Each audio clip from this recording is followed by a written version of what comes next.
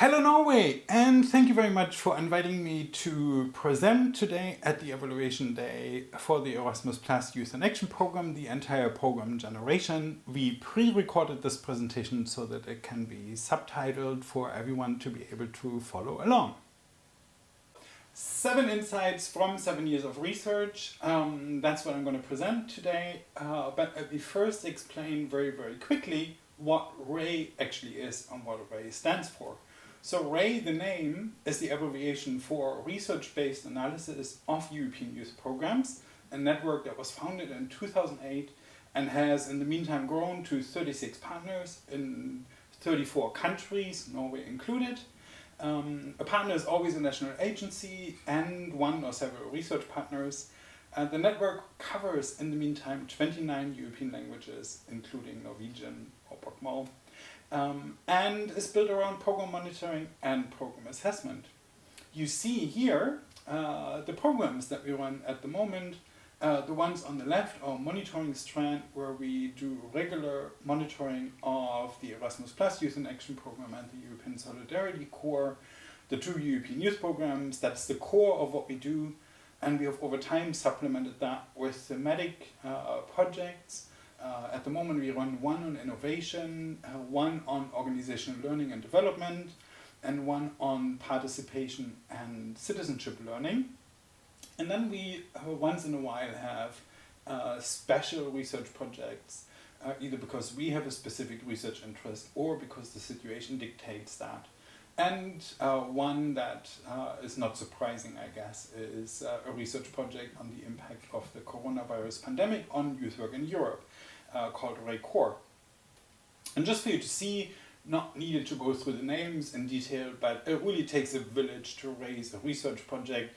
These are some of the people involved. When we have a network meeting once a year, this year for the first time fully online, we have around 100 people present. So it's quite a big network all over the continent. And then a second aspect that I wanted to touch upon before diving into our insights is where our data comes from and what we draw our insights from.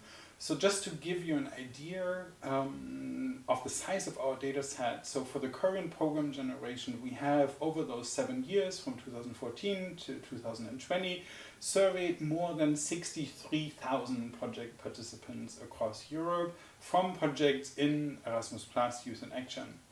And we have also surveyed project leaders, more than 13,000 of them, so the people organizing the projects funded by the program. And for Norway specifically, we have surveyed project participants and project leaders from 1,118 projects funded through the Norwegian National Agency and Erasmus Plus Youth in Action program. And then we have, in addition to that, from our thematic research projects, a whole range of interviews, focus groups, additional special thematic surveys. So it's quite a broad base that we can put our insights on. All right, then let's dive in. So the first insight, and it really is, like they would say in The Lord of the Rings, the one insight that binds them all, and in the brightness, is the program works. It really does. It's a fantastic opportunity for young people. It's a fantastic opportunity for youth organizations, unorganized youth groups, youth networks. It's intercultural learning at its best.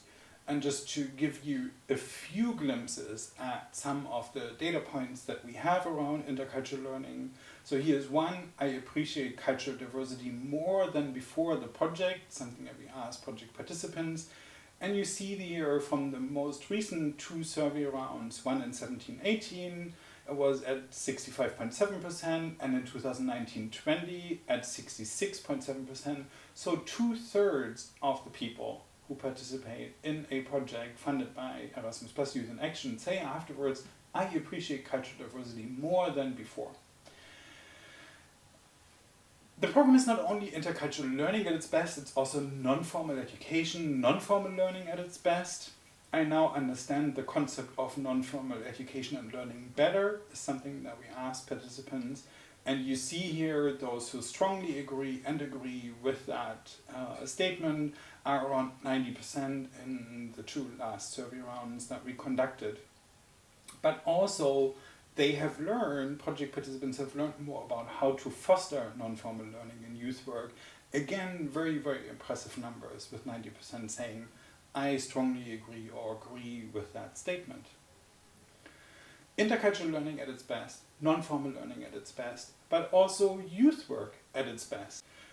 I have learned something which I intend to use in my youth work, in my involvement with young people, and again, more than 90% in the last survey round who strongly agree with that statement. I have learned better how to deal with unexpected situations in my education activities with young people. Again, very high agreement rates here, 86% in the last survey round who strongly agree.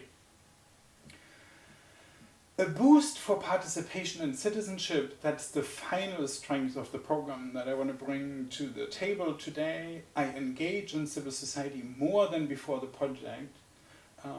More than a third of participants say that is true for them. The vast majority of the remaining project participants say it's the same than before. So that's, in a nutshell, what the program is great about. We have summarized these strengths of the program in 6 fact sheets, which you can find on our website, which is just researchyouth.net. And we have print editions of these fact sheets. We also have interactive online editions, which we are quite happy about. And you see here that playing in the background a little bit.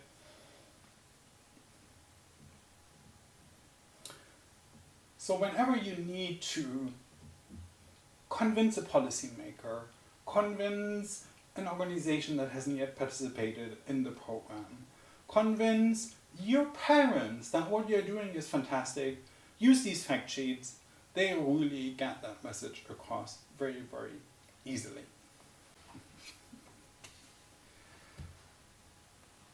But this is an evaluation day, and evaluation wouldn't be what it stands for if all the messages were just positive and there was nothing to look forward to improving.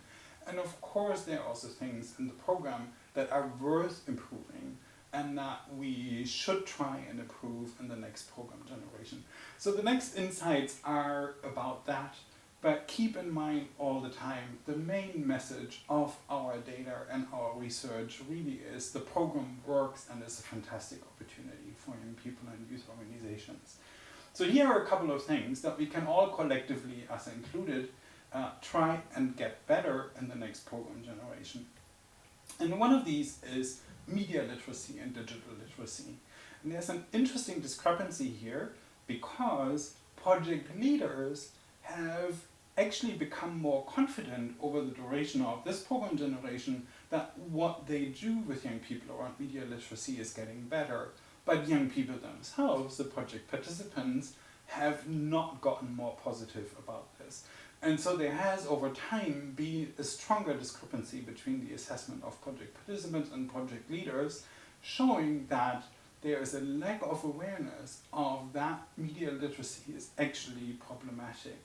And you see here at the levels of these numbers, when we say problematic, we don't mean catastrophe or we don't mean a disaster. We just mean not as good as most of the other aspects of the program and therefore worth trying to improve.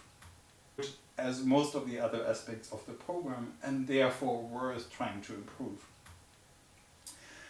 Then an additional area that needs some rethinking and some work is the question of political literacy. So the statement that you see here is around the skill to discuss political topics seriously.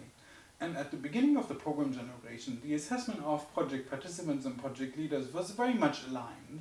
And over the duration of the program generation, the discrepancy between the two have grown. So this is something that has really developed in the past 7 years and wasn't there in the previous program generation. And again, something that we think is worthwhile paying some attention to. Then one that speaks very much to the heart of our research network is what is the basis of project development? And what we have seen over the past program generations, not even only this one, but also the previous ones, is that applicant organizations and groups have gotten much stronger in being precise about the needs of young people. So the descriptions and applications have gotten much better. But what is not always so clear is, where do these needs actually come from? Did they survey young people? Did they do focus groups with young people? Did they rely on research from other sources? So the foundation of the very clear words about the needs of young people seems to often be intuition, and that's also fine to some extent. But complementing that intuition and experience of youth workers with additional sources would be something that we think would be worthwhile trying more of. One question that really remains unresolved in the program is why it is so difficult to involve policymakers in activities that are even meant specifically to involve them. So even in structured dialogue and youth dialogue activities, it is very, very difficult for the majority of projects to involve policymakers meaningfully. And one part of the problem is that policymakers are often perceived as a target group for dissemination, but not really for project development. But there are many opinions around that, and our data is not conclusive about what the cause of it is, but we can very clearly see that the involvement of policymakers is not at the level that project participants and project leaders hope for and expect. So that's again an area that needs creativity and work. Then the sixth insight, and I'm almost at the end with the presentation, is has to do with digitalization. We have seen in the past weeks and months how difficult it is for the youth sector to play catch up on that topic.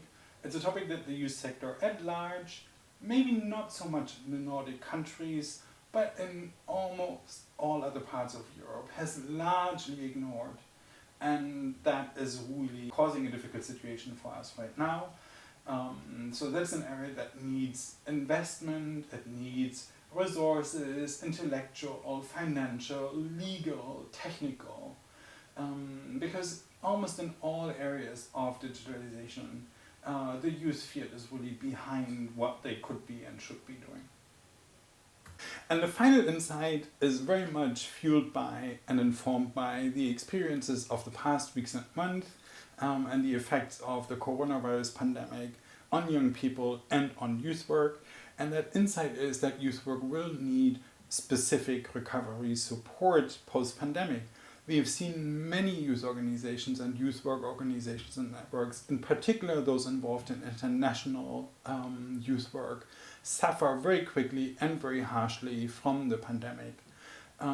Caused by lockdowns, caused by project cancellations, by project delays. The economics effects have been severe, but in addition to that, it's also that many young people don't have the same amount of time and energy anymore to volunteer in youth work. And that is really the backbone of youth work in most parts of Europe, is the voluntary contribution and participation of young people in it. But if your life transitions turn into waiting loops or turn into breaking points, then volunteering is not at the forefront of your immediate needs and desires, and youth work really feels that and suffers from that, and so do young people. So there is some work to be done to help youth work coming out of this crisis to recover and make sure that we build its crisis resilience in the years coming forward.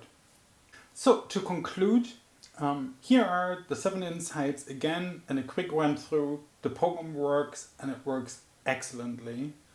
A couple of things that need our attention in the next program generation are media literacy, political literacy, policymakers who remain a mystery for many of us, needs analysis and the evidence for it, digitalization, which needs a boost, and very importantly right now, youth work needs specific, generous recovery support after the pandemic. Thank you very, very much for your attention, and I wish you a very productive day.